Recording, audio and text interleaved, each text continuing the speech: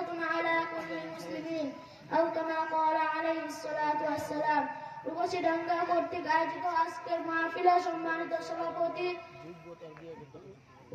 সম্মানিত সভাপতি আমার সামনে উপবিষ্ট সকল ভাই ও বোনেরাকে শুভেচ্ছা জানাচ্ছি।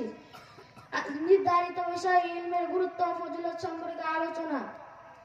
প্রিয় উপস্থিতি, ইলমের গুরুত্ব অপরিসীম।